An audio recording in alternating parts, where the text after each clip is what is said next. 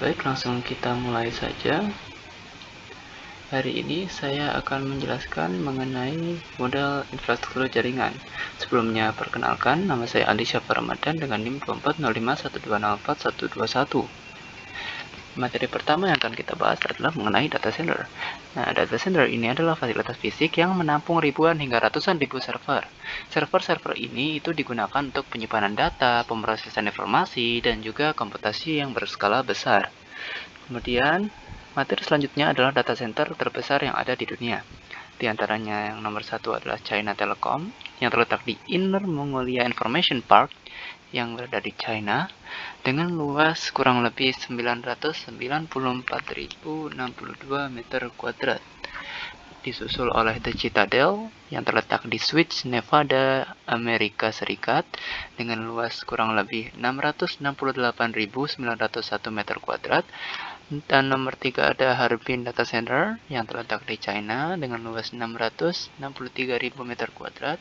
Disusul Range International Hub dari Hebei, China dengan luas kurang lebih 585.000 meter kuadrat. Dan yang nomor 5 ada Switch Supernet yang terletak di Las Vegas, Amerika Serikat dengan luas kurang lebih 325.000 meter kuadrat. Lanjut ke materi selanjutnya, yaitu salah satu data center yang paling aman di dunia, yaitu yang bernama Light Edge Data Center.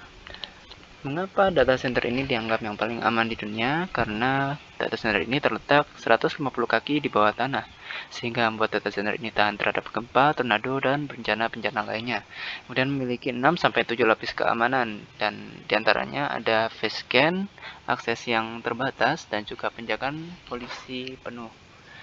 Kemudian data center ini juga terhubung ke 3 jaringan listrik utama Amerika Serikat sehingga sangat tahan terhadap gangguan daya. Dan data center ini digunakan untuk menyimpan data dengan standar keamanan yang tinggi seperti PCI, HIPAA, dan layanan cloud private.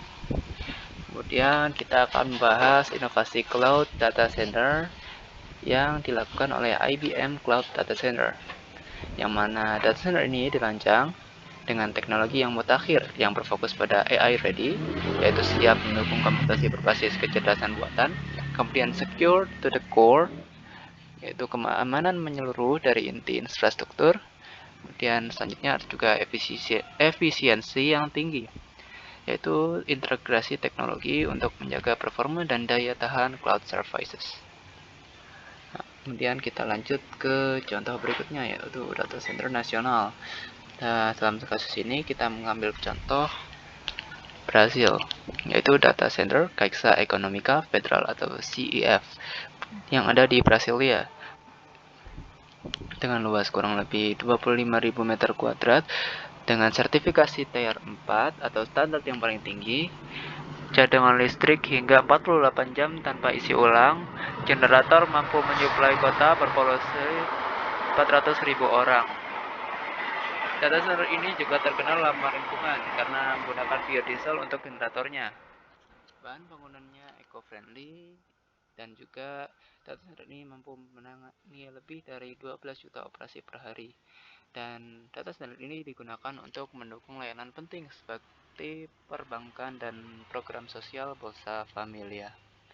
Lanjut ke data center modular dan efisien yang diciptakan oleh Huawei yang diberi nama Huawei Fusion Module yang menghadirkan konsep data center modular pintar, di mana data center ini memiliki instalasi yang cepat, yakni 7 hari dibandingkan dengan data center tradisional yang biasanya memakan waktu 30 hari. Kemudian kapasitas modulnya yang mencapai 140 kW atau dapat menampung hingga 48 kabinet IT. Kemudian efisiensi energinya yaitu menggunakan kipas yang hemat energi, kemudian menggunakan pendingin variabel DC sehingga dapat menghemat energi hingga 40%. Manajemen real time dan baterai nirkabelnya dengan pemantauan otomatis membuat data center ini menjadi lebih spesial, dan data center ini juga cocok untuk data center kecil hingga besar dengan fleksibilitas yang tinggi. Kemudian kita akan bahas data center lainnya. yaitu yang selanjutnya kita bahas data center milik Google. Google memiliki jaringan center global yang menjadi pusat operasional layanan internetnya, termasuk pencarian, YouTube, hingga email. Akses di data center Google ini hanya terbatas ya, hanya karyawan tertentu saja yang dapat memasukinya. Lapisan keamanan di data center Google ini juga berlapis, mulai dari pemindaian iris, deteksi intrusi laser, dan juga patch. Kemudian, jika ada hard drive yang sudah rusak di data center Google, itu data yang ada di hard drive tersebut akan dibersihkan terlebih dahulu, kemudian akan dihancurkan sesuai prosedur yang amat ketat. Dan juga suhu ruangan yang ada di data center Google ini sekitar 27 derajat Celcius, dan ini tergolong lebih tinggi dibandingkan data center pada umumnya. Dan itu ditujukan untuk efisiensi. Kemudian data center ini menggunakan air untuk pendinginannya. Jadi panas yang ada di server itu dipindahkan ke air, kemudian airnya didinginkan kembali di luar gedung melalui menara pendingin. Kemudian agar air tersebut dapat digunakan kembali untuk proses pendinginan selanjutnya.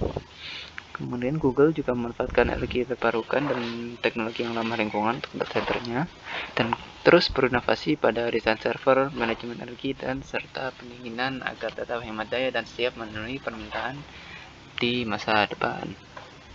Spesialnya lagi, Google bahkan menyediakan Street View untuk virtual tour ke data center yang mereka miliki. Kemudian kita lanjut, data center Facebook. Facebook atau Meta membangun data center untuk mendukung miliaran penggunanya di seluruh dunia. Tim Sourcing dan Operation Engineering bertanggung jawab atas desain, produksi, dan distribusi infrastruktur data center. Data center Facebook memiliki skala yang relatif besar. Jika dibandingkan dengan Empire State Building yang dimiringkan, maka akan masih lebih besar data center atau lebih tinggi data center. Kemudian luasnya itu bisa lebih dari 4 kali lapangan sepak bola, yang berarti data center ini berukuran sangat besar. Kemudian pada data center baru yang dibangun di luar Amerika Serikat, Facebook itu meletakkan salah satunya di Luleå, Swedia. Dan lokasi tersebut tuh dipilih karena berada di daerah yang relatif suhunya itu dingin, dengan musim dingin rata-rata di sana mencapai minus 20 derajat Celcius, sehingga udara luar itu dapat digunakan sebagai pendingin alami server. Rak server yang digunakan oleh Facebook ini bebas bezel yang dapat memaksimalkan aliran udara dan memudahkan perawatan, dan ditenagai oleh pembangkit listrik tenaga air yang berarti sumber energinya 100% bersih dan bebas karbon. Facebook juga turut membantu mengurangi emisi karbon secara tidak langsung, misalnya dengan mendukung komunikasi digital atau konferensi video yang dapat mengurangi kebutuhan perjalanan para pekerjanya. Kemudian kita akan lanjut membahas data center Mac Stadium. Mac Stadium ini apa? Mac Stadium itu adalah data center yang menyediakan layanan Mac as a Service, yaitu infrastruktur Mac dalam skala data center untuk developer dan perusahaan. Infrastruktur dan skala dari Mac Stadium dapat mengoperasikan lebih dari 8.000 Mac mini, ditambah juga dengan Mac Pro dan juga iMac Pro yang tersebar di beberapa lokasi yang ada di dunia, diantaranya adalah Atlanta, Las Vegas, Frankfurt, dan Dublin. Kemudian data center ini juga menggunakan rak khusus yang udah dipatenkan untuk menampung perangkat Mac dengan efisien tanpa merusak perangkat. Pendinginannya pun bermacam-macam tergantung device yang digunakan. Jika Mac mini maka relatif tidak menghasilkan panas yang berlebih sehingga pendinginannya cukup dengan sirkulasi udara alami saja. Sedangkan untuk Mac Pro didinginkan dengan sistem cold airflow dari bawah. Sedangkan untuk iMac Pro karena digunakan untuk kebutuhan komputer tinggi itu membutuhkan sistem pendinginan yang lebih baik lagi dibandingkan kedua perangkat sebelumnya. Nah, kemudian sebagian besar Mac Pro itu tidak memiliki penyimpanan internal, melainkan terhubung ke storage area network sebagai penyimpanan terpusat. Jaringan yang digunakan adalah jaringan Gigabit Ethernet dan Thunderbolt 2 untuk memastikan transfer data yang cepat. Sistem daya dioptimalkan secara khusus karena Mac tidak didesain default untuk server. Untuk virtualisasi, Mac Stadium menggunakan solusi ANCA, bukan VMware, karena memang belum didukung untuk perangkat iMac Pro. Kemudian kita akan membahas sedikit tentang superkomputer. Dan superkomputer yang akan kita bahas adalah Sierra Supercomputer yang mulai beroperasi sejak 2018 di Lawrence Livermore National Laboratory dekat San Francisco. Dan komputer raksasa ini terdiri dari ribuan rak dengan kabel dan lampu yang terus menyala, digunakan untuk melakukan simulasi ilmiah seperti gempa bumi, kanker, hingga cedera otak. Namun, sebenarnya fungsi utamanya adalah mendukung program persenjataan nuklir Amerika Serikat. Sierra itu diputus dari jaringan umum agar lebih aman, lalu dimanfaatkan untuk memeriksa keandalan senjata nuklir lama yang tidak bisa lagi diuji secara fisik. Melalui simulasi digital, ilmuwan dapat mengevaluasi kondisi, mengganti bahan peledak yang sudah langka, dan memastikan efektivitas senjata yang diciptakan. Proyek ini merupakan bagian dari Stockpile Stewardship Program yang menjaga keamanan nasional Amerika Serikat.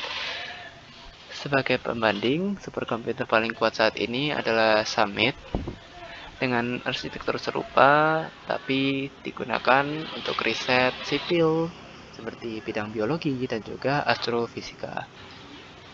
Kemudian kita akan lanjut membahas mengenai topologi jaringan. Yang pertama ada topologi star, di mana topologi ini adalah meletakkan hub atau switch-nya di tengah, sehingga semua komputer yang berada dalam jaringan tersebut akan terhubung ke switch atau hub. Sehingga jika switch rusak, seluruh jaringan itu bakal keganggu. Kemudian topologi bus, yaitu ada kabel utama yang langsung terhubung ke hub, dan juga komputer-komputer lainnya akan terhubung ke kabel utama. Kemudian lanjut ada topologi ring. Topologi ring ini seperti topologi bus sebenarnya, hanya saja dibuat melingkar. Kemudian lanjut ada topologi mesh.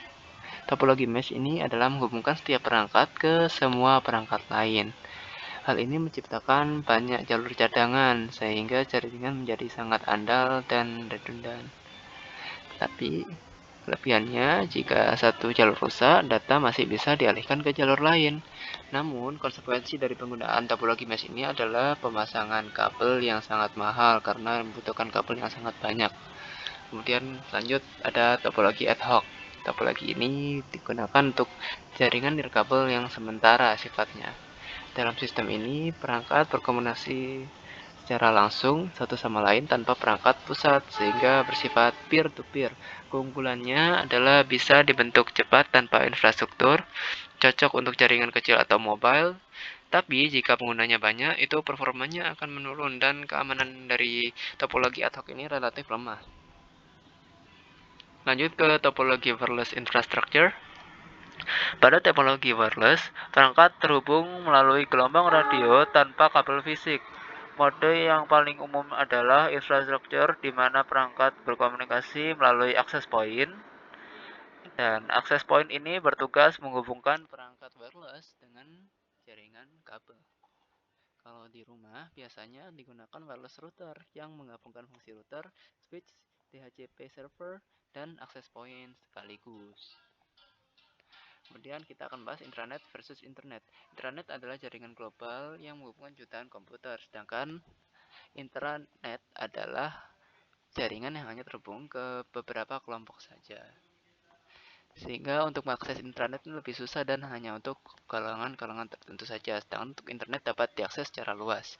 Kemudian ada metode komunikasi jaringan, yaitu ada unicast, yaitu satu ke satu device menuju device yang lainnya dalam suatu jaringan. Kemudian ada broadcast, yaitu melakukan pengiriman ke semua perangkat yang terhubung ke jaringan. Kemudian yang terakhir adalah multicast, yaitu menghubungkan satu device ke beberapa jaringan yang ada dalam satu jaringan. Oke, sekian dari saya. Terima kasih. Wassalamualaikum warahmatullahi wabarakatuh.